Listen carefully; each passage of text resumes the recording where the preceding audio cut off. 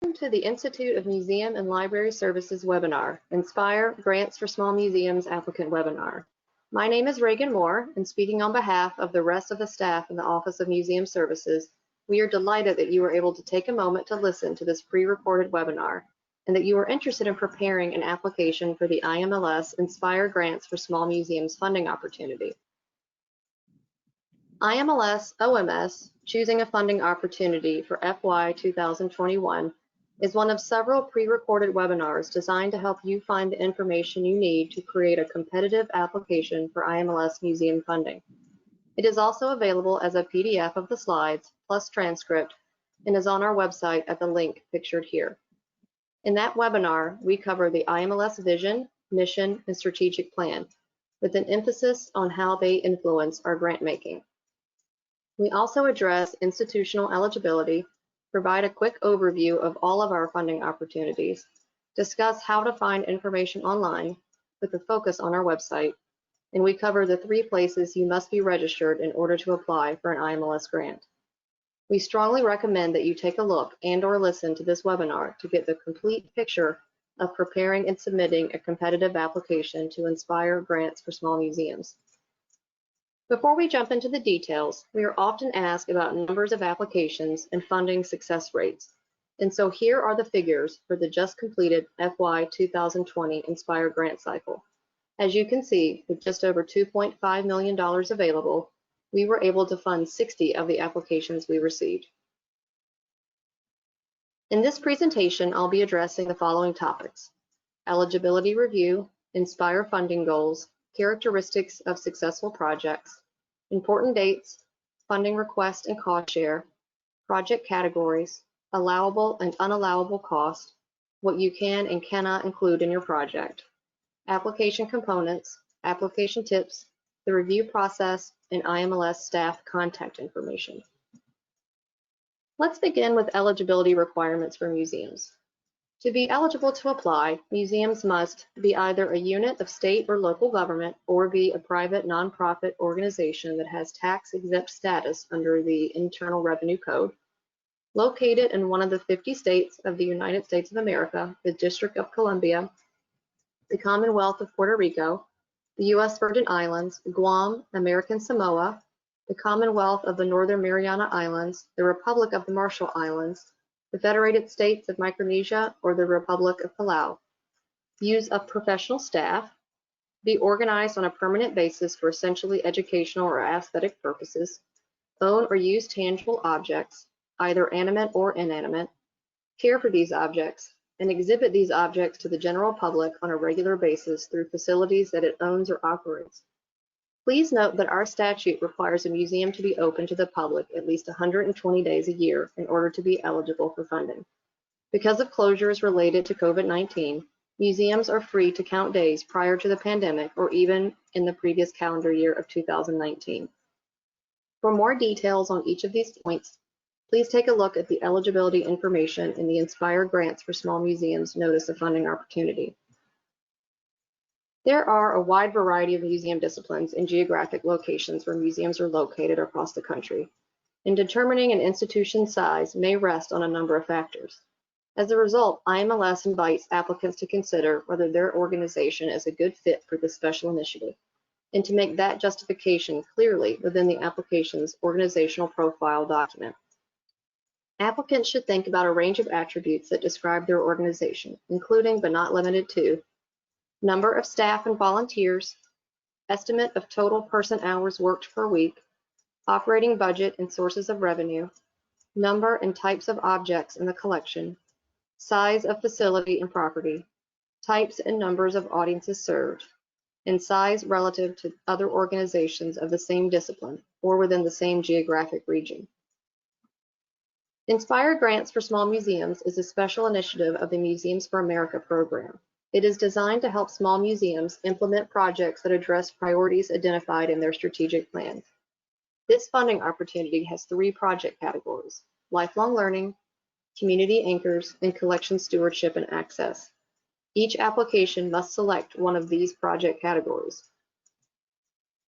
With this focus on supporting the individual museum, What are the characteristics of successful Inspire grants for small museums applications? There are 4, and successful projects address all of them well. As you prepare your application, then, you must keep these characteristics in mind. First, institutional impact. Your project should address a key need or challenge that faces your organization. Second, in-depth knowledge. Your proposal should reflect a thorough understanding of current practice and knowledge about the subject matter. Third, project-based design. Your work plan should consist of a set of logical, interrelated activities tied directly to addressing the key need or challenge. And fourth, demonstrable results. Your project should generate measurable results that tie directly to the need or challenge it was designed to address. It has been our experience that an unfunded application is one that has failed to deliver convincingly on one or more of these. So it is a good idea to think about how to structure your application to show how your project will be strong in each. I want to remind you of important dates for the Inspire applications. Applications are due by 11:59 p.m. Eastern Time on November 16, 2020. The deadline is non-negotiable, and the timestamp is auto-generated by the grants.gov system. We will say this over and over again, but start early and submit early. That way, if you encounter a difficulty of any kind when submitting your proposal, you'll have some time to resolve the problem. Inspire awards will be announced in August 2021, and projects must be scheduled to start on the first day of September 2021. Inspire applicants can request anywhere from $5,000 to $50,000 in grant funds. There is no cost share requirement, though you may include one if your organization will contribute funds toward this particular project. It's important to note that if you decide to include cost share in your application, it must be met by the end of the award. We will hold you to that figure, so keep that in mind when applying. Cost share may be in the form of cash, staff or volunteer time, or third-party contributions. It may not be funds from another federal source. You may not request more than $50,000 in funding for this particular program. This maximum covers the total length of your project activities. It is not a per-year maximum. If you ask for less than $5,000 or more than $50,000, your application will most likely be rejected and not reviewed. Some of you may also be wondering how many applications you may submit. There is no limit on the number of applications your museum may submit to the Inspire initiative. Finally, you may also be wondering how long the project may last. Inspire grants may be up to 2 years long. We have made reference several times to projects here, and so let's take a minute to consider just exactly what that means. The Project Management Institute has a good definition, which is a temporary endeavor undertaken to create a unique product, service, or result. They go on further to explain that a project is temporary because it has a defined beginning and end in time, and therefore defined scope and resources. And a project is unique in that it is not a routine operation, but rather a specific set of operations designed to accomplish a singular goal. We recommend that you keep this definition in mind as you conceptualize your IMLS project. Think of it as a temporary, non-routine set of activities, which collectively have a beginning and an end in time, a defined scope requiring specific resources, and which are designed to accomplish a specific singular goal. With that concept of project in mind, let's turn to project categories. Second to choosing to apply to the Inspire Grants for Small Museums funding opportunity, this is likely to be the most important decision you make about your funding application. As you can see here, there are 3 options: lifelong learning, community anchors, and collection stewardship and access. Why is your decision about which project category to choose so important? For one thing, your application will be reviewed by museum professionals who have experience and expertise in these general categories. And for another, your application will be competing against others who have chosen the same category. In short, the entire review process incorporates an assumption that your project aligns with the category you've identified. It's an important choice, and it's important to get it right. So let's take a look at what kinds of activities a project in each of these categories might include.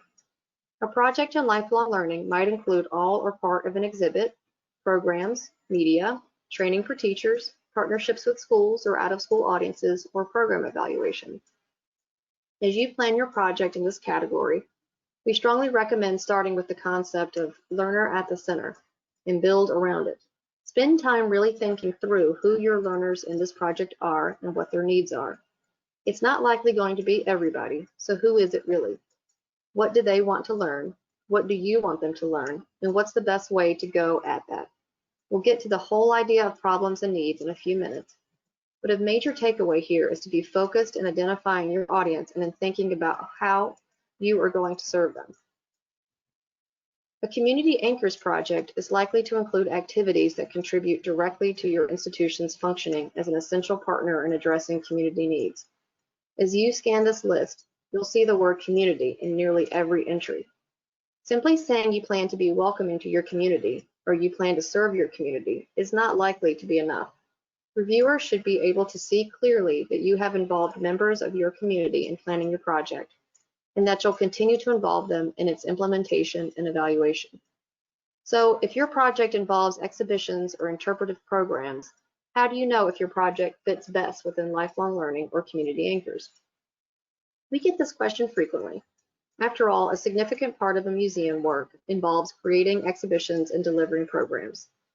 So which category should you pick? We suggest this test. If the motivation for doing the project comes from within your institution, perhaps your vision or mission directly directs you to create these things, then you might well be looking at a lifelong learning project.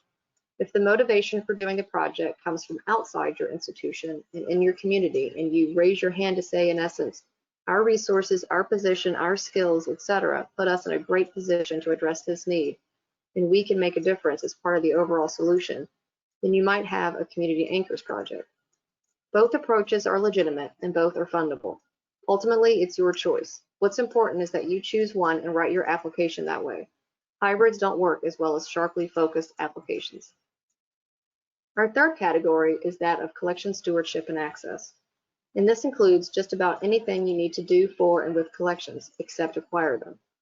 We are very open to projects that have multiple components configured in ways that make sense for you. One project might consist of cataloging, taking digital photographs, and updating database records, while another might combine digitization activities with rehousing. We support conservation projects of all kinds, general, detailed, and environmental surveys, as well as treatments and environmental improvements. And you are welcome to incorporate aspects of training and/or collections management into these projects if doing so makes sense for your situation. It's important to note that in this project category, we encourage a step-by-step progressive approach to collections work, including conservation. This means assessing needs, creating a prioritized list of activities, and following through by doing the most important things first. Before we close our discussion of project categories, we want to mention our guidance for projects that could belong logically in more than one. Sometimes it's tough to choose, and you might be tempted to think that the best strategy would be to align with more than one, two, and maybe even three. We advise against that for several reasons. First, the project categories have different goals, and we expect that projects aligned with each will address different problems, use different approaches, and will measure success in achieving the attendant results in different ways. Second, not only do our instructions for applicants differ for each category, but so do our guidance for reviewers. So how can you choose the best category for your project? Here are 3 things we suggest you try. Think carefully about what is in the center of your project. Is it the learner?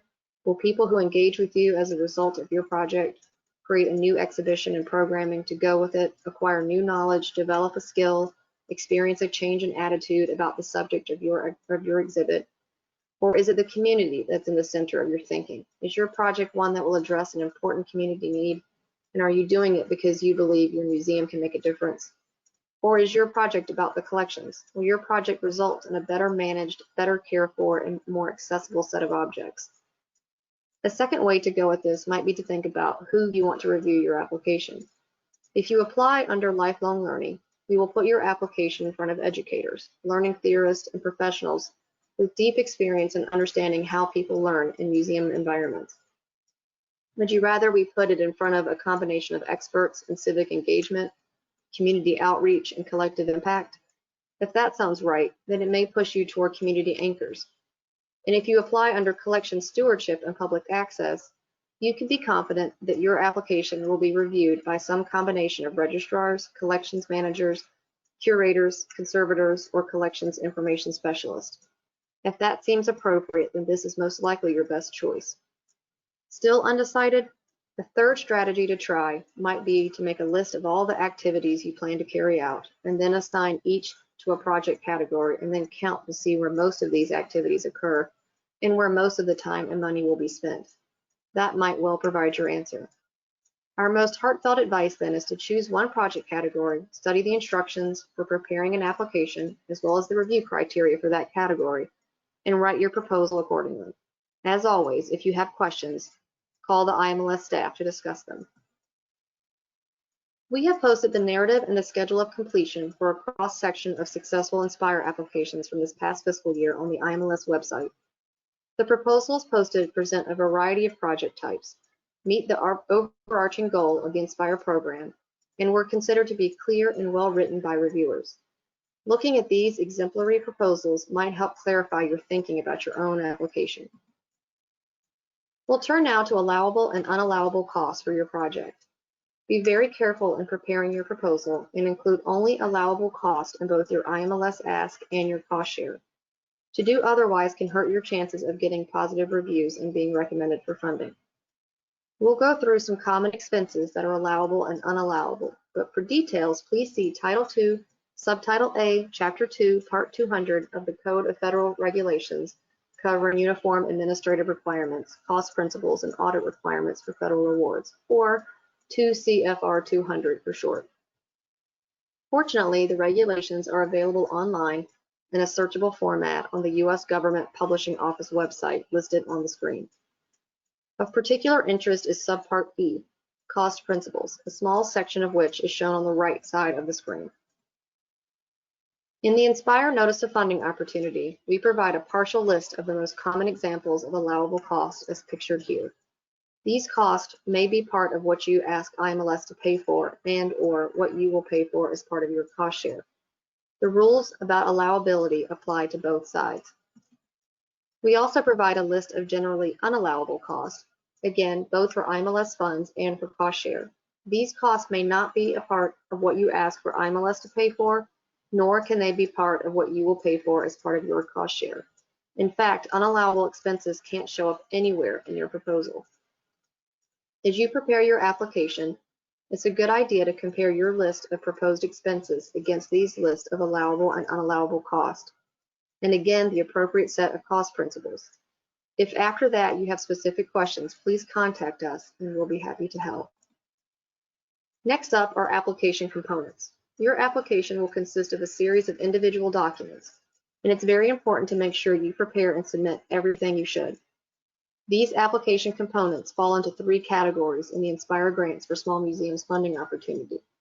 The first is that of required documents. All applications must include the documents here.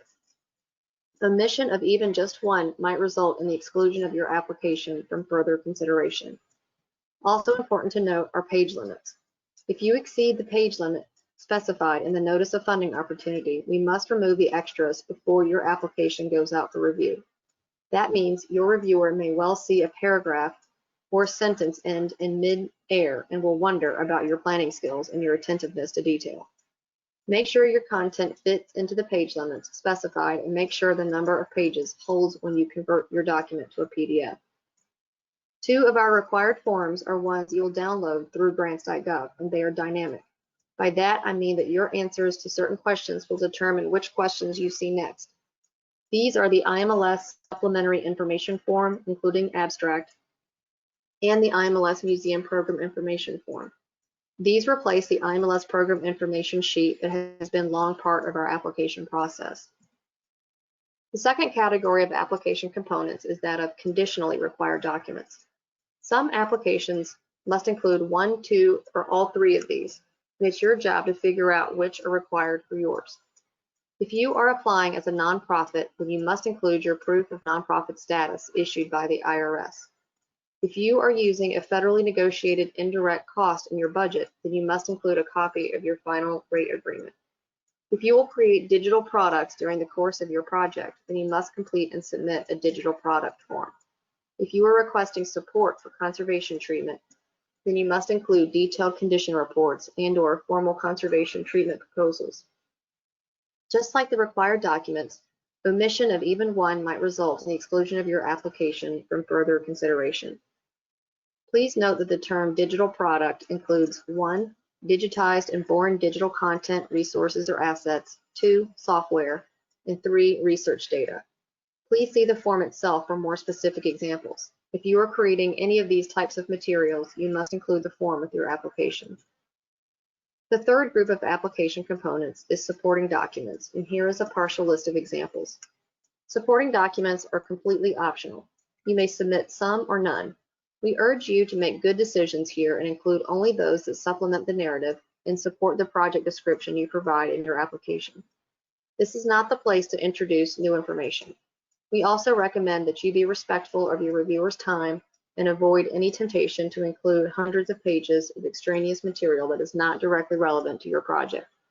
Being judicious really does work for your benefit. Include what is important and helpful and stop there. Let's turn to 3 specific documents that you will need to prepare from scratch, and by that we mean they are not forms. As you've seen, these are not all the documents you will need to submit, but they are very important ones and the ones about which applicants seem to have the most questions. First is an organizational profile. We ask that you create a 2-page document describing your organization.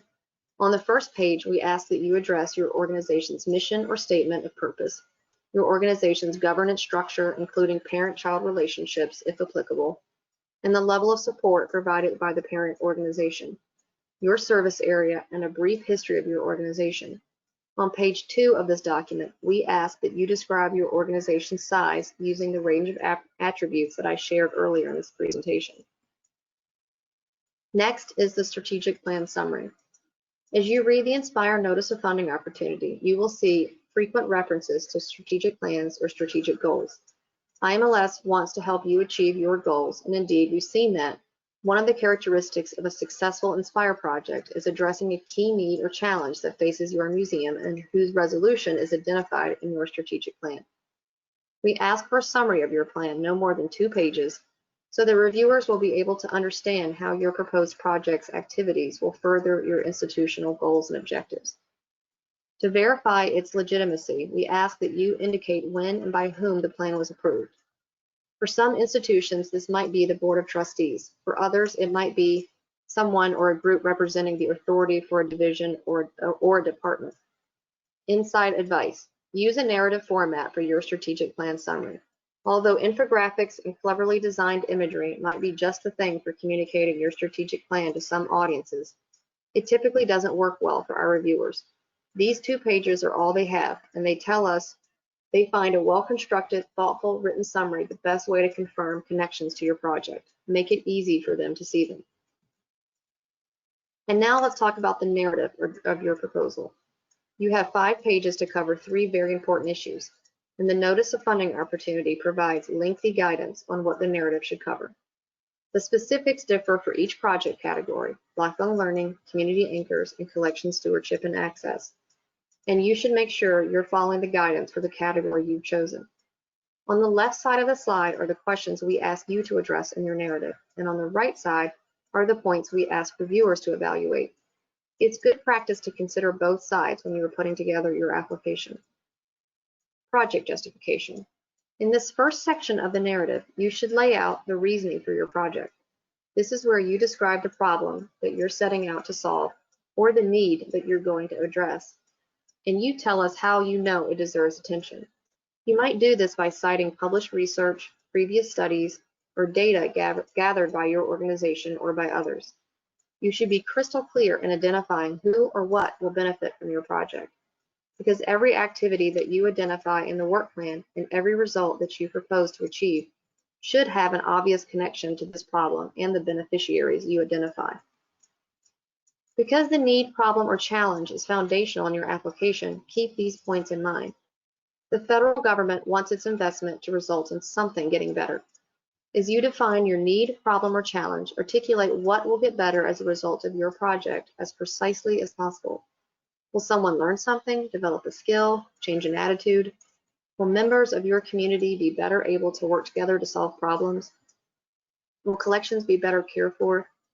Will their lifespan be extended? Will access to your collections and the information surrounding them be expanded? Identify why it is important that this particular change happens. Hone your problem definition carefully in clear, succinct terms.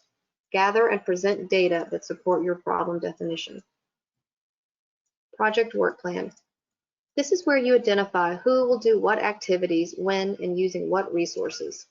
Note that we ask you to think about risks that are inherent in your particular project and to tell us how you've taken that into account in your planning. We'll say more about that in a few minutes. We want you to explain how you will track your progress toward achieving your proposed results and what you'll do if you need to correct course. And finally, reflecting the federal government's desire that everything in which we invest generate as broad a benefit as possible, we ask you to tell how and with whom you will share your project's results. Your work plan will be built on activities, so it's important to be clear about just what an activity is. An activity is something that someone does. It has a beginning and an end, just like projects. And you know when you finish because it doesn't need to be done anymore. It is no longer on your to-do list. An activity is not a goal, a result, or an outcome. Rather, it is something you do as part of striving to achieve those. Aim for a reasonable level of granularity in identifying your activities. That might be hard, but strive for not too much, not too little, but rather just right.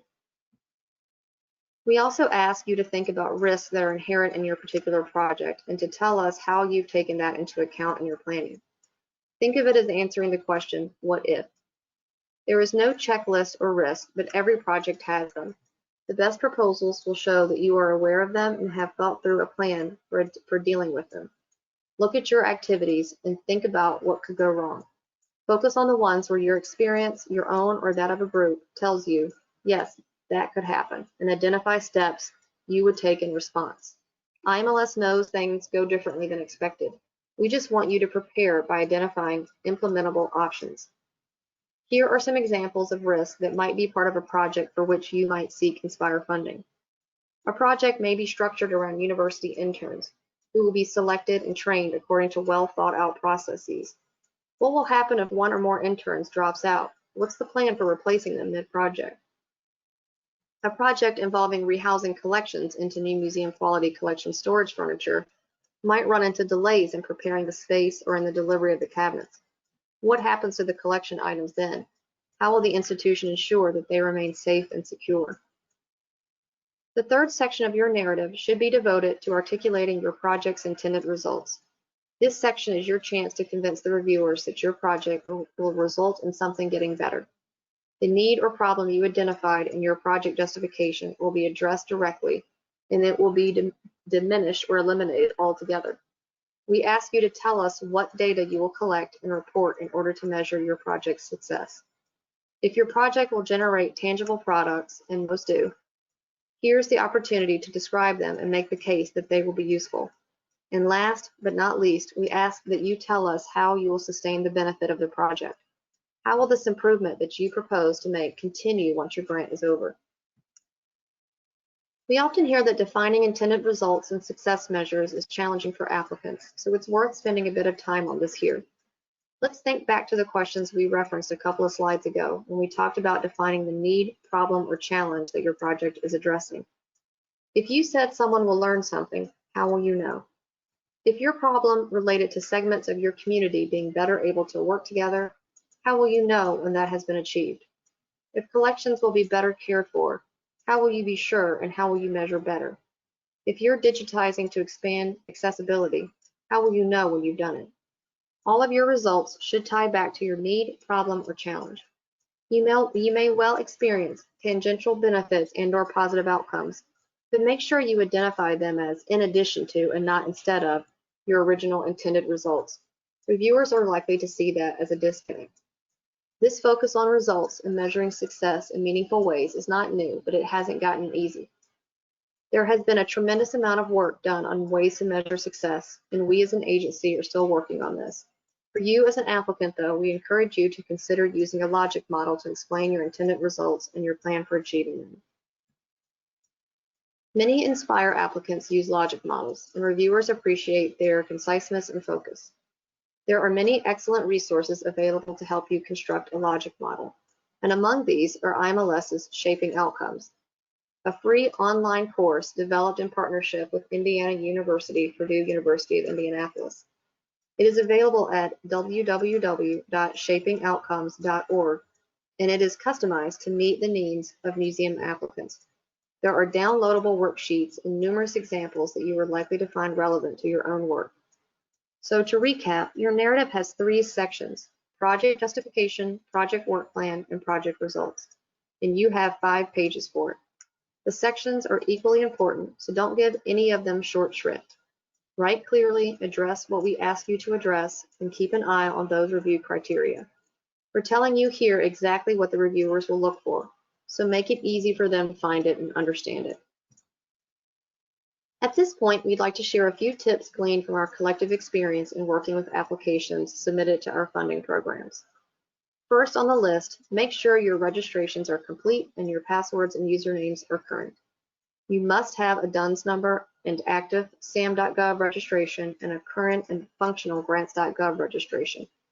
And if you are just starting out, you'll need to acquire them in that order. In other words, you must have a DUNS number to register with SAM.gov. You must have an active SAM.gov registration to register for grants.gov. It's crucial to remember that your SAM.gov registration expires each year and you must renew it. You can check your status at any time by going to www.sam.gov. In addition, your grants.gov password expires every 60 days, and leaving accounts inactive for a year or more can result in the removal of all account roles. So, make sure you know who your grants.gov authorized organization representative is, and be sure the username and updated password are in place. Both the SAM.gov and grants.gov websites have robust help features and FAQs. Important to know, our regulations state clearly that we can make grants only to eligible applicants that submit complete applications, including attachments, on or before the deadline. Those are the concepts we must live by. So here are some tips to help ensure that you can too. Start early. You've already done that by participating in this webinar, but don't lose momentum. Keep going. Become familiar with grants.gov's workspace. This has been available as an option for a few years now, and it is now the only option. It has many good features, including upfront validation, which allows you to correct errors prior to submission, and the opportunity to collaborate with others in creating your application. Consider starting with the workspace overview and check out the tutorials. Do your background research. Make it easy for the reviewers to see that you are up to date and know what you're talking about. Revisit the Inspire Notice of Funding opportunity frequently and follow the narrative outline it provides. Use headings, subheadings, or numbered sections in your narrative to make it easy for reviewers to read. Avoid generalities, acronyms, and jargon. The people who will review your application are experts, but they may not be totally familiar with your particular field's shorthand. Make it easy for them to understand what you mean. Check your spelling, grammar, and math. It counts with reviewers. Ask a colleague to review everything with fresh eyes before you submit. Ask them to act like a reviewer who's seeing this for the first time. Be sure your application is complete. Check it against the table of application components in the Notice of Funding opportunity, and then check it again. Submit to grants.gov early so you can correct any errors and avoid any trauma created by technology challenges. This is the general schedule of events to show what happens to your application once we receive it. IMLS staff will review it for completeness and eligibility, and you will hear from us via email if there are any problems. From February through June, your experienced and knowledgeable peers will provide scores and comments based on the criteria outlined in the Inspire Notice of Funding opportunity. And IMLS staff will examine your budget, your financials, and your track record with past and current grants. We then prepare materials for the IMLS Deputy Director for Museums and the IMLS Director. By law, the IMLS Director is charged with the authority and responsibility to make final award decisions, and this happens in July. In August, we will notify you by email of the award decisions and provide the scores and comments created by the reviewers. And on September 1, 2021, funded projects begin. Thank you very much for your interest in IMLS and in the Inspire Grants for Small Museums funding opportunity, and I hope you have found the information in this webinar helpful. We look forward to hearing from you with any questions over the next few weeks, and of course to seeing your application on November 16th.